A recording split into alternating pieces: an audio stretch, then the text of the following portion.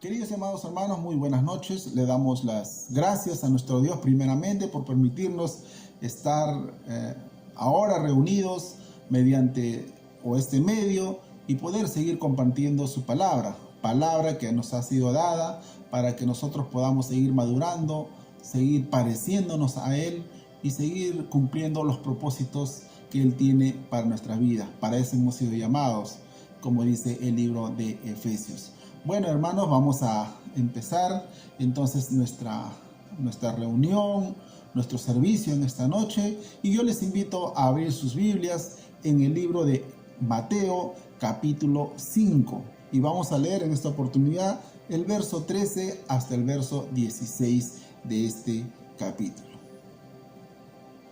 Muy bien, vamos a tener pues este tiempo de lectura bíblica de estos 4 textos que son importantes, como cada una de las palabras, cada una de las letras de este libro es importante y es necesario para nuestras vidas. Vamos a leer capítulo 5, versículo 13 al 16. La palabra de Dios dice así: Vosotros sois la sal de la tierra, pero si la sal se desvanece, ¿con qué será salada?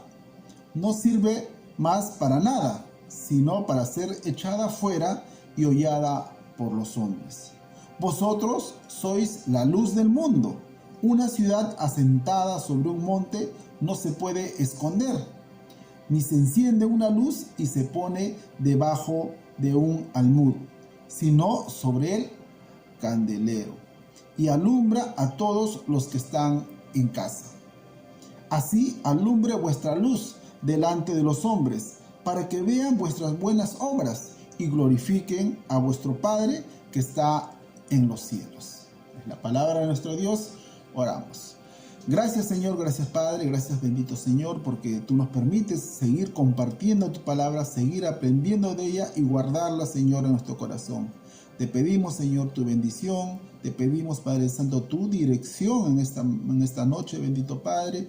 Y te pedimos, Padre mío, Señor, que tú puedas seguir añadiendo a nuestra vida cada día, Padre Santo, conocimiento que nos permita conocerte mejor y también nos permita de esta manera hablar a otros de ti, dar testimonio de ti, Señor, primeramente con nuestras vidas, a los que están a nuestro alrededor. Te agradecemos porque nos permites ser parte de tu pueblo, Señor, porque nos permites acercarnos a ti mediante tu Hijo Jesucristo, Señor, y es por eso, Señor, que nosotros te adoramos, te alabamos, te glorificamos por lo que tú eres, bendito Dios. Gracias, Señor, por tu palabra. Ahora nuestra disposición, nuestro corazón y nuestra mente está, Señor, para aprender de ella. Te agradecemos, Padre Santo.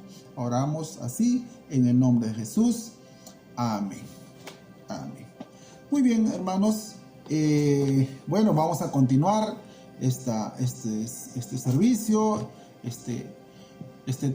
tiempo que tenemos con el estudio del libro de Mateo. Y en esta oportunidad, después de haber leído los primeros versículos, del versículo 1 al 12, donde nosotros podemos encontrar las famosas bienaventuranzas, ¿no? Y hemos podido conocer durante estos domingos últimos acerca de lo que significa ser bienaventurados, ¿no? Y sabemos y podemos recordar que significa felices, ser felices. Palabra que muchas de las personas, o en todo caso la humanidad, la gente, siempre está buscando. ¿Quién no busca ser feliz? Pero también podemos saber y entender que las personas, la gente lo busca de manera equivocada, lo busca en lugares equivocados. Por eso que nuestro Señor empieza este sermón a sus discípulos, a la gente que le escuchaba, dándole la indicación de lo que significa ser felices, a cómo ser felices, y Jesús nos enseña en estos primeros 12 textos. Y podemos decir que la primera característica para ser feliz lo vamos a encontrar nosotros ahí en el versículo 3, donde dice: bienaventurados los pobres de espíritu, bienaventurados los que tienen necesidad de Dios. los que muestran una inmensa necesidad de Dios, reconocen su necesidad de Dios. Ahí empieza, es el primer paso para ser felices. Luego nos van a relatar, ¿no?, los siguientes pasos de la felicidad: el ser sensibles, el llorar, el ser mansos, el tener hambre y sed de justicia. También nos menciona el ser misericordiosos, el ser limpios de corazón, el ser pacificadores, ¿no? Entonces, eso es lo que nuestro Dios, nuestro Señor Jesús en este caso nos enseña. Pero como les decía, la gente lo busca de manera equivocada, ¿no? Jesús está hablando entonces aquí a sus discípulos la importancia de cumplir con su tarea. Ahora, en los siguientes textos, 4 versículos, el Señor está ahora hablando a sus discípulos acerca de cómo cumplir su tarea, su propósito como hijos de Dios, como seguidores de Dios. Luego Jesús entonces aquí está enseñando, está llamándonos la atención a hacer influencia. Por eso que le he titulado, ya que está de moda también este sermón, ¿no?, ser influencers de Cristo, ¿no? Esta palabra influencer está muy de moda en nuestra época y quizás los más jóvenes puedan entender eso, ¿no? Entonces, y el Señor nos llama a ser influencers, a ser influyentes, a influenciar en este mundo, y nos llama a ser influencers de dos maneras: ser sal y ser luz del mundo. Bien, entonces estaba buscando qué significa ser influencer. Ser influencer, encontré un significado que dice que es una persona que tiene la capacidad de movilizar opiniones y crear reacciones, ¿no? Lo que él dice, lo que él hace, provoca opiniones, comentarios y a la vez reacciones, ¿no? Influencia en las demás personas, tiene ese poder. Y el Señor Jesús, si lo adaptamos a su palabra, en este caso también nos llama a ser influencers de Dios, a cómo influenciar en este mundo. En el versículo 13, entonces, el Señor nos llama a ser o influenciar de dos maneras. El versículo 13 dice: vosotros sois la sal de la tierra, pero si la sal se desvanece, ¿con qué será salada? No sirve más para nada, sino para ser echada fuera y hollada por los hombres. Dice el versículo: vosotros sois la sal de la tierra. Entonces aquí vamos a hablar de dos maneras, o el Señor nos llama a influenciar de dos maneras o con dos ejemplos. En este caso, a ser sal y ser luz. Primeramente, entonces, vamos a influenciar. ¿Y a quiénes vamos a influenciar? Bueno, vamos a influenciar primeramente a los que nos rodean, desde las personas más cercanas hacia las personas que están más lejos de nosotros. Y somos llamados a influenciar. Y somos llamados, cuando Jesús les habla a sus discípulos acerca de ser sal de la tierra, los discípulos podían entender este significado, ya que los discípulos utilizaban como pescadores, la mayoría de ellos siendo pescadores, o por lo menos los primeros siendo pescadores, podían entender, y ellos utilizaban la sal. ¿Para qué? Para conservar los peces, ¿no?, o los pescados, ya cuando ellos ya los pescaban, para llevarlos a vender, para llevarlos al mercado, para poderlos mantener. Ellos utilizaban, y era un producto utilizado por ellos, la sal, ¿no? Y ellos podían entender que la sal se utilizaba para poder impedir que esos peces se pudrieran, se malograban. Entonces vamos primeramente a poder ver algunas características, en este caso, de la sal. Porque el Señor Jesús nos llama a ser sal de la tierra, ¿no? Primeramente podemos decir que la sal es una de las características que tiene, es es el de dar sabor a los alimentos, ¿no? El de dar, de poder dar ese sabor, ese sentido a los alimentos. Es importante la sal, sobre todo a nuestras hermanas o los que les gusta la cocina, les gusta cocinar, y en las comidas, que ahora como a los peruanos pues somos reconocidos por eso también, podemos saber que la sal es muy importante, es un producto esencial en la cocina. Entonces, podemos decir esta relación así como la sal es a la comida, el cristiano, ¿no?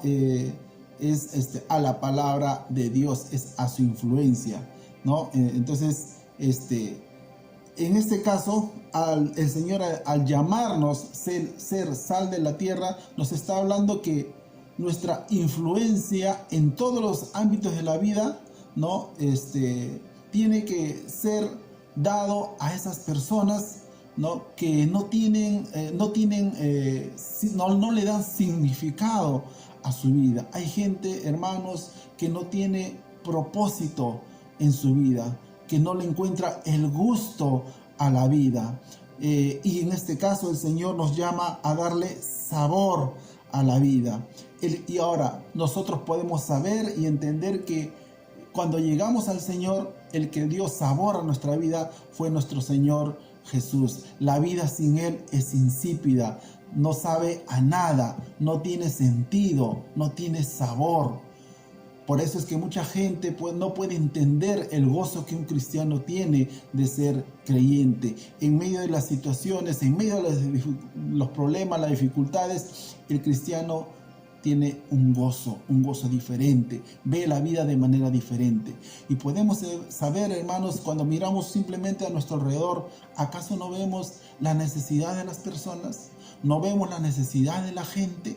La gente que no le encuentra sentido a la vida. El rey Salomón decía en Eclesiastés 1, versículo 2 y versículo 3, vanidad de vanidades, dijo el predicador, vanidad de vanidades, todo es vanidad. ¿Qué provecho tiene el hombre de todo su trabajo? ¿Con qué se afana debajo del sol?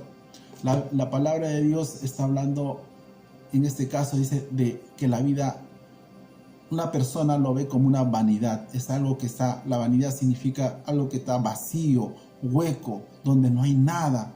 Entonces hay gente que ve la vida de esa manera. Decíamos al inicio, busca la felicidad, pero lo busca en lugares o en cosas equivocadas.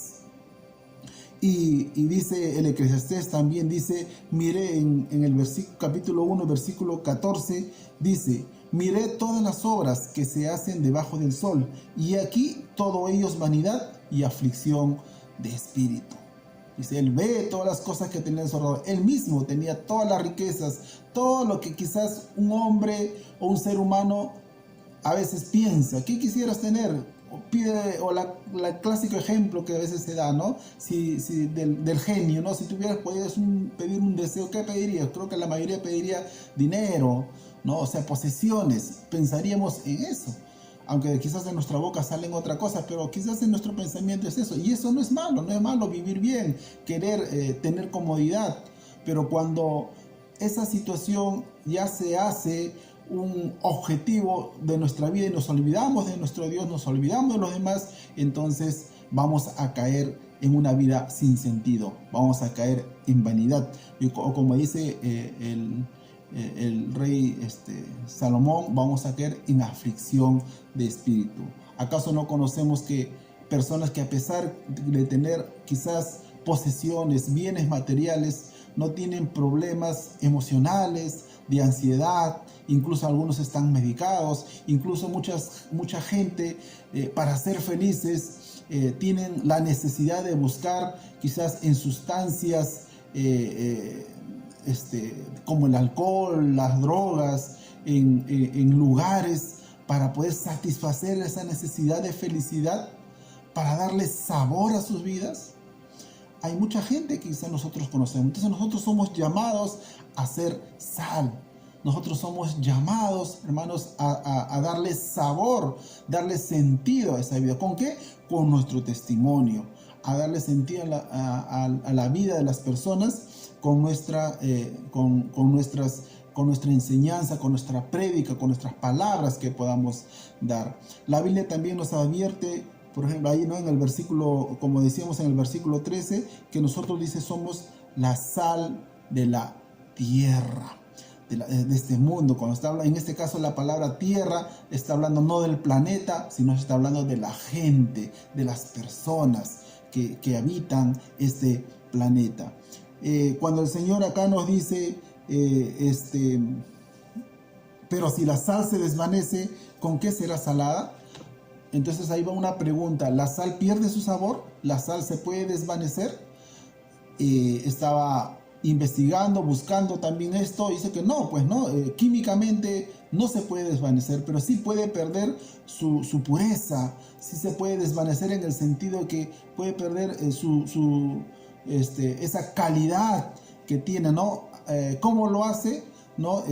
O cuándo lo hace, cuando se le combina con otras sustancias, por ejemplo, ¿no? Ahora, si eso nosotros lo relacionamos a nosotros como cristianos, cuando nosotros como cristianos, siendo llamados a ser sal, perdemos nuestro sabor, cuando nosotros nos desvanecemos, nos volvemos insípidas, cuando no hacemos aquello, por ejemplo, ¿no?, cuando no hacemos aquello para lo cual hemos sido creados o hemos sido llamados, como dice Efesios, que hemos sido creados para buenas obras.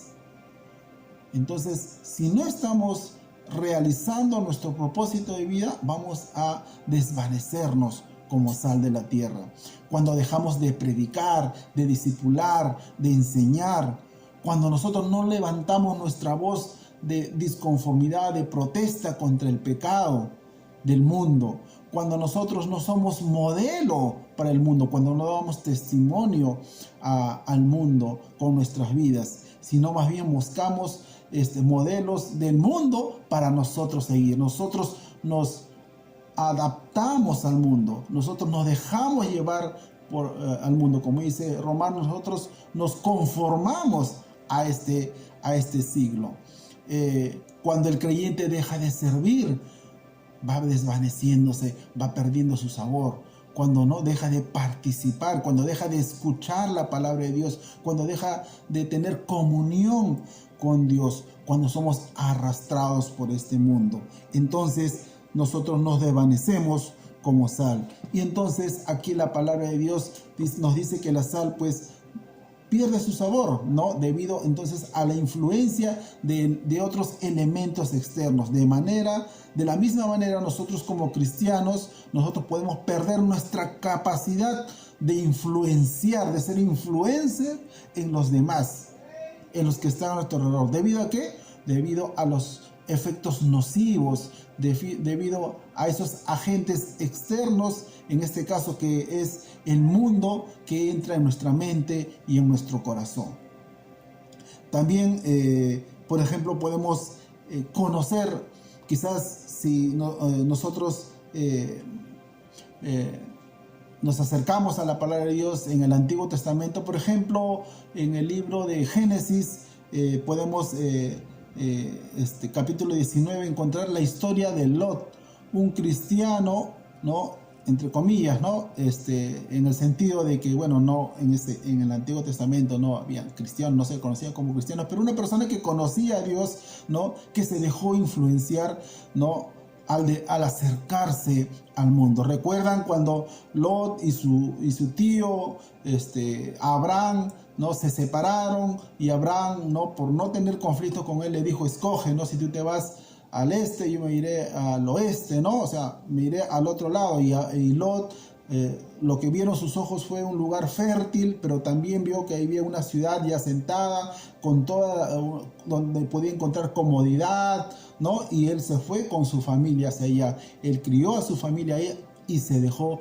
influenciar. Y en el capítulo 19 del libro de Génesis podemos ver cómo él se acerca al mundo. Ahí se asienta su casa, su familia, su trabajo, cerca de estas dos ciudades llamadas Sodoma y Gomorra. Y ahí perdió su sabor, ¿no? Ahí tuvo una influencia tibia, probablemente se dejó llevar por las comodidades que le ofrecía este lugar. Entonces, por ejemplo, podemos ver que cuando los ángeles lo van a visitar para avisarle de que estas dos ciudades iban a ser destruidas, los hombres de esta ciudad que eran perversos, que habían caído en la homosexualidad, lo que hacen es, al ver a estos hombres, tocar la puerta de Lot.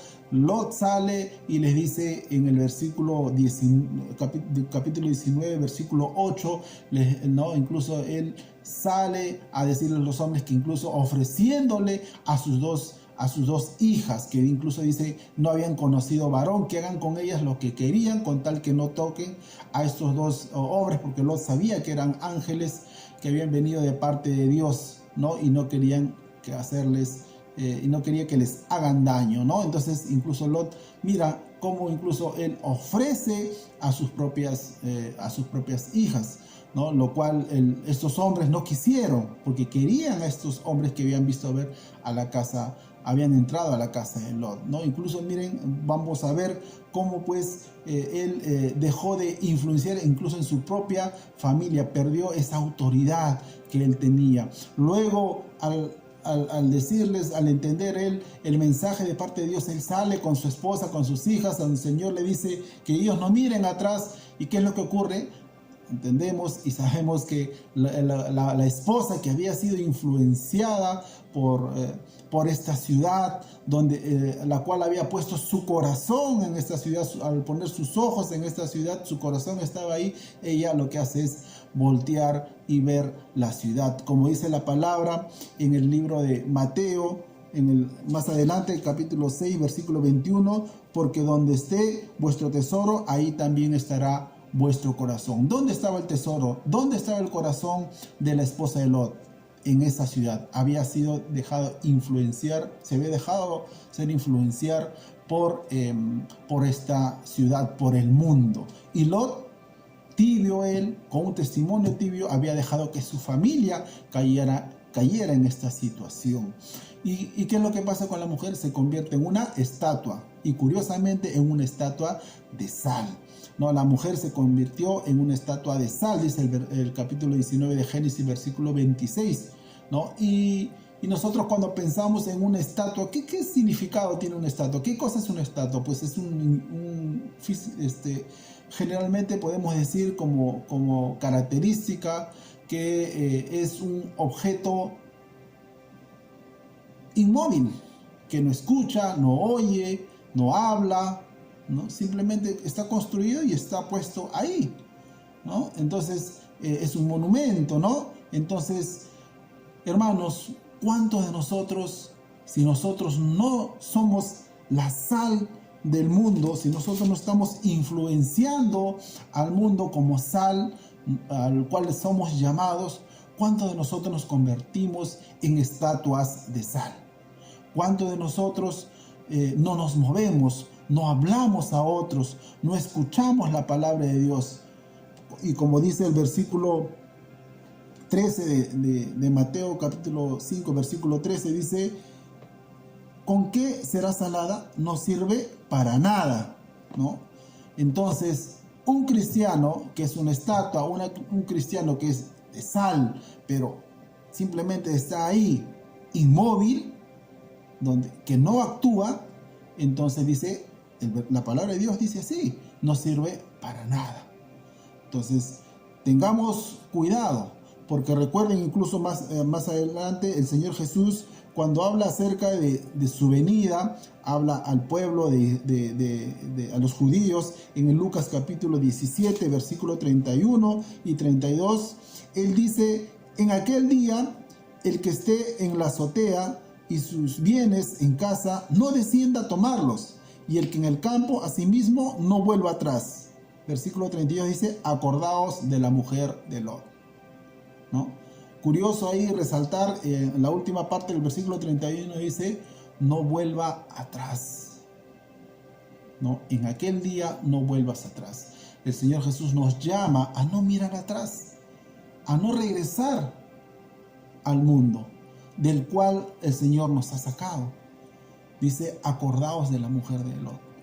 Nos hemos llamados a ser estatuas de sal, estatuas que simplemente están ahí de adorno, que no escuchan la palabra de Dios, en este caso, que no hablan la palabra de Dios, que no oyen la palabra de Dios. Seamos, si no, hermanos, sal del mundo, sal que le dé sentido, que le quite esa insipidez al mundo. Somos llamados a darle sabor al mundo. Para eso es la sal. Otra de las características es que la sal es un preservante. Sirve para preservar, como les decía, preservar los alimentos, en este caso. Y los discípulos de Jesús podían entender eso. Entonces la sal, al ser un preservante de la corrupción, de la podredumbre, ¿no? Evita pues justamente eso, que los alimentos se malogren, ¿no? Mantiene en este caso la carne seca. Aquellos que son de la sierra pueden entender también quizás eso, ¿no? El conocido charqui, por ejemplo, ¿no? Entonces, ya que quizás en los pueblos, sabemos que en los pueblos, en las alturas de nuestro país, la gente no tiene quizás una refrigeradora como lo tenemos nosotros. Entonces ellos conservan los alimentos echándole sal. Y entonces ese es un ejemplo para lo cual significa pues la sal. Evita. Los cristianos no estamos llamados a acabar con la corrupción. La sal, la característica de la sal no es que la sal a lo que está malogrado lo arregla, ¿no? La sal no compone lo que está malogrado, sino lo que hace la sal es impedir que lo que está sano se descomponga. Esa es la característica de la sal. Y sabemos, hermanos, que vivimos en un mundo corrompido, que ya está corrompido, que le gusta vivir en corrupción, que está podrido, que está en maldad, y eso le llamamos pecado. Entonces, nosotros no estamos llamados a acabar con esa corrupción, pero sí estamos llamados, como les decía, a preservar lo que aún está sano, lo que aún podemos nosotros cuidar, a que no se corrompa, a que no se malogre. Dice la palabra de Dios en el libro de 1 Corintios 1:18. Porque la palabra de la cruz es locura a los que se pierden. Este mundo está perdido. Pero a los que se salvan, esto es, a nosotros, es poder de Dios. Aquí el apóstol Pablo nos está diciendo pues que el mundo está perdido, el mundo está corrompido, ¿no? Pero la palabra de Dios para ellos es locura, pero para los que se salvan, para aquellos que aceptan a Cristo en su corazón, dice, es poder de Dios. Dios pues no se nos manda a que nuestra pureza, nuestra gentileza, nuestro testimonio, nuestra mansedumbre, como hablábamos anteriormente en las bienaventuranzas, nuestro llamado a tener sed de justicia, con nuestra forma de hablarle a la gente pues va a acercarse a Dios, lo cual pues va a evitar que este mundo se corrompa más. Nuestro testimonio tiene que permitir que lo que está sano no se corrompa más. No se corrompa. Es cuando pensamos también, por ejemplo, en un niño, cuando le enseñamos la palabra de Dios, enseñamos valores cristianos, le enseñamos el discipulado, por ejemplo, entonces él va a ir conociendo y no vamos a ir permitiendo, cuando hacemos, por ejemplo, también con nuestros hijos, a que este hijo nuestro, este padre nuestro, estos hermanos nuestros no se corrompan. Podemos evitar pues que nuestra familia, nuestros amigos, nuestros vecinos, nuestros compañeros de trabajo se echen a perder. Seamos sal del mundo. Otra de las características que tiene la sal es que crea sed. Cuando nosotros en un momento, ¿no?, cuando hemos tomado quizás una sopita o un alimento salado, nos ha dado sed. Y eso es lo que hace también la sal, ¿no? Como tercera característica podemos decir es que crea sed, crea esa necesidad de agua. En este caso nosotros podemos decir que los cristianos pues como cristianos, con nuestras vidas y testimonios, necesitamos crear esa necesidad de agua de Cristo, en esa necesidad. Y si decimos agua, estamos hablando de que ¿quién es el agua de la vida? Nuestro Señor Jesús. Entonces, al ser sal de este mundo, al ser diferentes en este mundo, al dar un buen testimonio de Cristo, hacer testimonio de nuestro Señor Jesucristo, la gente vamos a causar esa necesidad de las personas. Las personas van a decir, yo quiero ser también así, yo quiero aprender también del Señor. Yo he escuchado a muchos hermanos que están en la iglesia, en nuestra iglesia y también en otros lugares, en su testimonio, decir, yo veía a un hermano, yo veía a esa hermana, y qué bonito es eso, ¿no? De escuchar eso, y yo dije, yo también quiero ser como ella. Yo en cierto momento también, ¿no? De mi vida, en mi juventud, también he tenido ese pensamiento, ¿no? Entonces, seamos pues esa sal y causemos esa necesidad en las personas de acercarse también al Señor, ¿no? Sabemos y entendemos que creemos que hay una gran necesidad de Cristo en las personas. Entonces, hermanos, también como sal debemos mantenernos puros. Decía que la sal necesita mantener su pureza. Mantengámonos nosotros puros, santos, cercanos a Dios. Entonces, cuanto estemos más cercanos a Dios, cuando nuestra cercanía a Dios, cuando nuestra santidad sea cada día mejor, entonces vamos a tener una mayor influencia en el mundo y a los que están a nuestro alrededor. Mientras más hablemos de Cristo, vamos a evitar putrefacción en nuestro entorno. Seamos pues, hermanos, esa sal que cause necesidad, seamos esa sal que preserve de la corrupción, del pecado a los que están a nuestro alrededor, y seamos pues esa sal que le dé sentido a las personas que están en pecado. Luego en el versículo 14 al 16, ¿no? Nos llama a hacer luz. Dice el versículo 14, vosotros sois la luz del mundo, ¿no? Vosotros también sois, así como son la sal del mundo, dice la palabra de Dios que nosotros también somos la luz del mundo. Y en este caso también hemos encontrado tres características de la luz, ¿no? La luz básica, ¿no? Tiene tres características. La luz se propaga, ¿no? Se expande, viaja, la luz se refleja y la luz cambia de dirección, a lo que, ¿no? hemos estudiado, le llamamos la refracción, ¿no? Entonces va en una dirección. Entonces, aplicando esto a este texto, cuando el Señor nos llama a ser luz del mundo, podemos entender pues eso, ¿no? Dice el versículo 14, dice, una ciudad asentada sobre un monte no se puede esconder.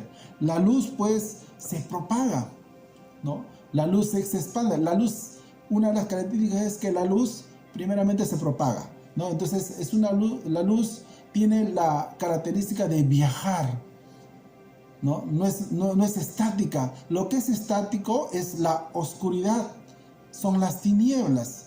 La luz viaja a través de las ondas, no tiene una velocidad, ¿no? Las tinieblas no, pues las tinieblas son estáticas, no tienen el poder pues de apagar la luz, más bien es al revés. La luz lo que hace es, ¿no? Expandirse, ¿no? Y lo que hace pues es que las tinieblas, ¿no? Se alejen, que las tinieblas sean menos densas, ¿no? Dice la palabra de Dios en el libro de San Juan capítulo 1 versículo 5, dice, la luz en las tinieblas resplandece y las tinieblas no prevalecieron contra ella, ¿no? Dice, la luz en las tinieblas resplandece, se nota, ¿no? La luz viaja. Nosotros como cristianos, hermanos, cuando como un cerizo, aunque seamos un pequeño cerillo o una vela o un foco de quizás la menor o a la mayor cantidad de watts, en algún momento cuando nosotros nos prendemos, cuando nosotros estamos en medio de la oscuridad, vamos a reflejar, vamos a ser vistos a cierta distancia, de acuerdo a nuestra luz. Entonces, hermanos, nosotros tenemos que ser cristianos llamados a ser activos, ¿no? A ser luz que cada día brille más. Dice el texto acá, ¿no? Una ciudad sentada sobre un monte no se puede esconder. Es visible, la luz se puede ver, se puede observar, así como esta ciudad. Podemos ver una ciudad que está, dice, en un monte, no se puede esconder, se ve a lo lejos. Entonces, de la misma manera, una luz se puede observar, se puede ver. Versículo 15 dice, esta luz ni se enciende una luz y se pone debajo de un almud, sino sobre el candelero, y alumbra a todos los que están en casa. Una luz no se esconde.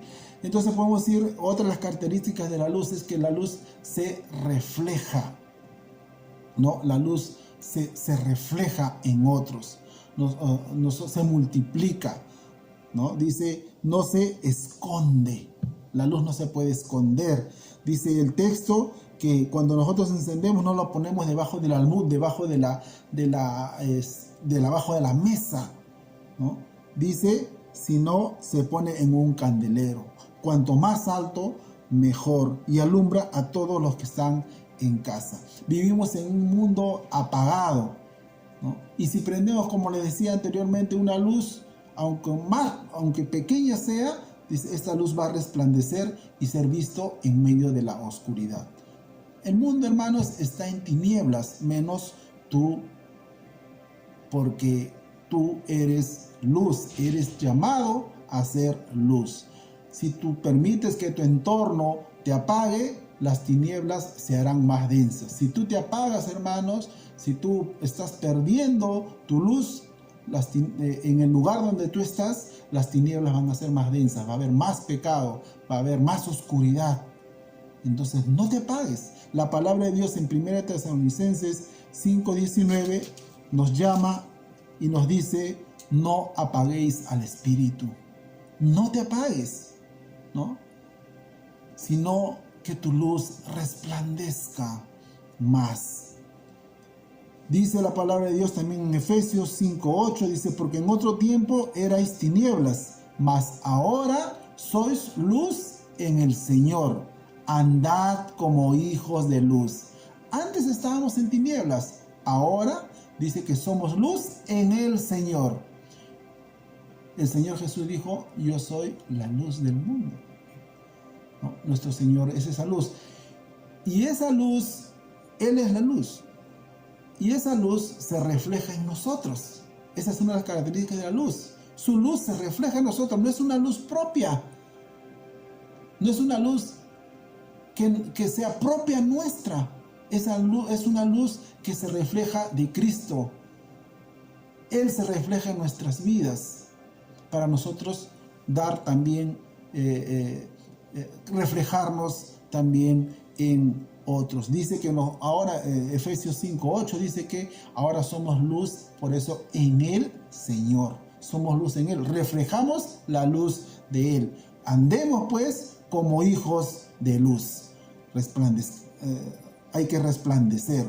Dice, en el versículo 11 hasta el 13 de Efesios también dice, y no participéis en las obras infructuosas de las tinieblas, sino más bien reprenderlas, porque vergonzoso es aún hablar de lo que ellos hacen en secreto, mas todas las cosas cuando son puestas en evidencia por la luz son hechas manifiestas, porque la luz es lo que manifiesta todo.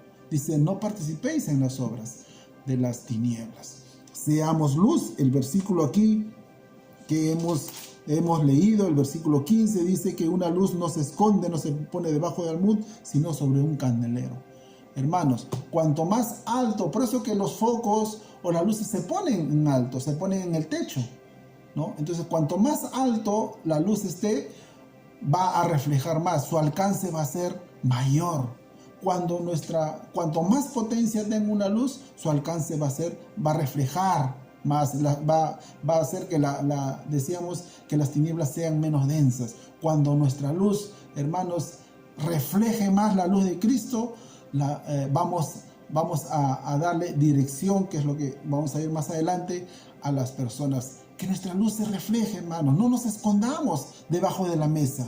Demos testimonio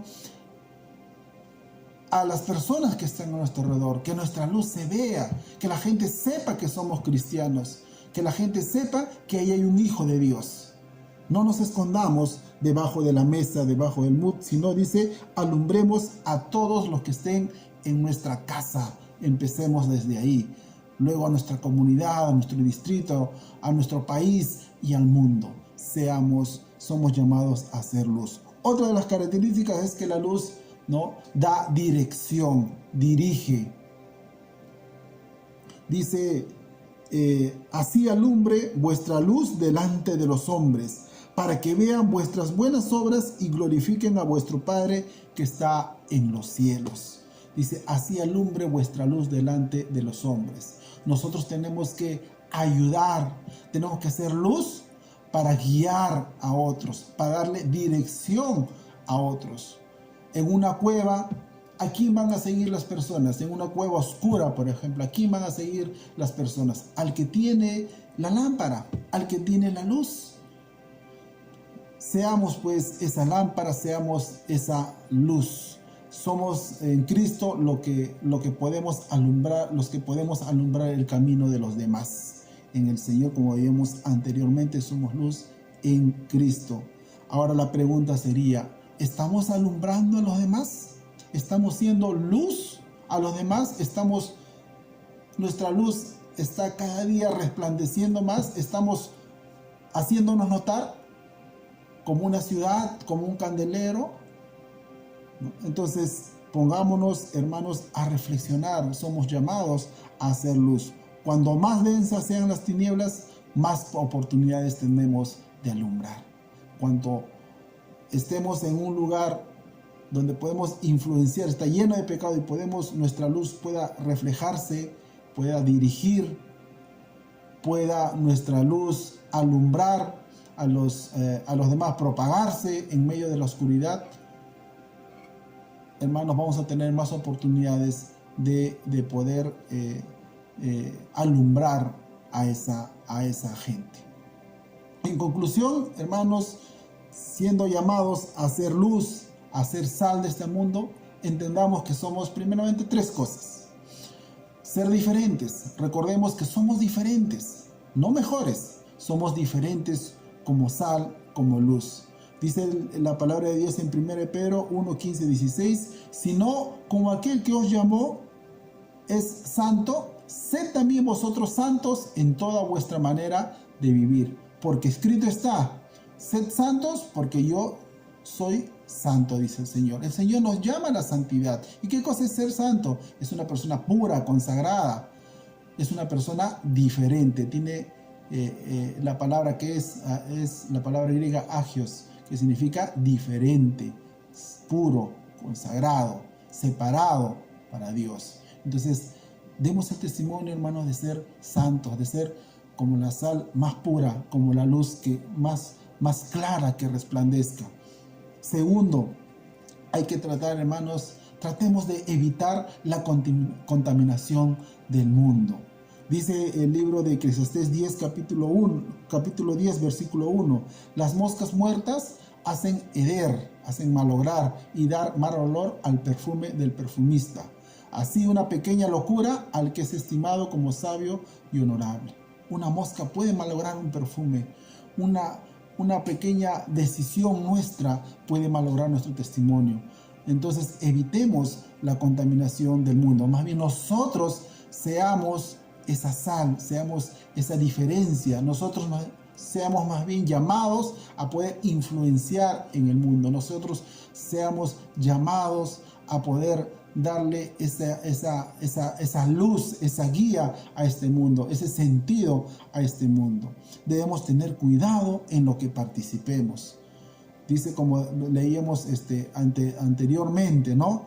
No participemos en el libro de Efesios, capítulo 5, versículo 13, les decía que no participemos en las obras infructuosas de las tinieblas, ¿no? Sino dice más bien reprenderlas, ¿no? Hay que reprenderlas.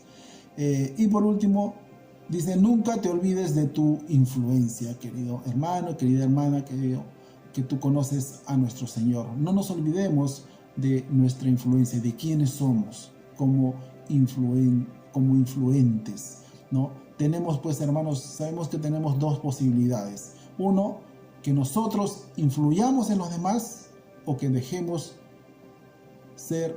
dejemos ser influenciados por los demás. Mientras más profundas sean nuestras convicciones espirituales, mayor será, hermanos, nuestra influencia, ¿no? La pregunta también para terminar será, ¿quién influye en tu vida? ¿No? Recordemos que nuestras influencias son para bien o para mal. Y quiero terminar diciéndote, hermano, que tú eres la sal de la tierra. Dale pues sabor y sentido al mundo. Recuerda que tú eres la luz del mundo y la guía de este mundo en medio de la oscuridad. Somos llamados a ser luz y a ser sal. Que Dios te bendiga. Oramos. Gracias, Señor, gracias, Padre, por este tiempo. Gracias por la oportunidad, Señor, por lo cual hemos sido llamados. Te pedimos, Padre Santo, que tú puedas seguir hablando en nuestras vidas. Te pedimos, Señor, que tú nos permitas seguir siendo, Señor, ese testimonio a lo cual hemos sido llamados, Señor, por ti. Te pedimos tu dirección. Y te pedimos, Señor, que tú puedas enseñarnos a seguir siendo la luz que necesita este mundo, empezando por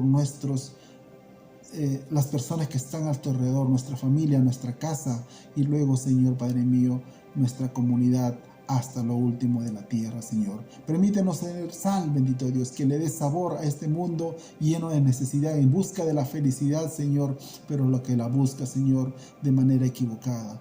Por medio de Jesucristo, tu Hijo amado, permítenos, Señor, resplandecer en medio de este mundo lleno de oscuridad.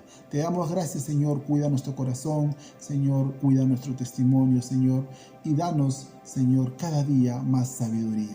Oramos así y te agradecemos en el nombre de Jesús. Amén. Muchas gracias, hermanos. Que Dios los bendiga. Y estamos ya invitados a cada día que tengamos nosotros nuestras reuniones, cada domingo en la mañana, cada domingo como esta noche. También, Señor, estamos invitados a poder estar presentes, conectarnos por ahora mediante este tiempo o este medio. Les agradecemos y oramos por ustedes y que Dios los bendiga.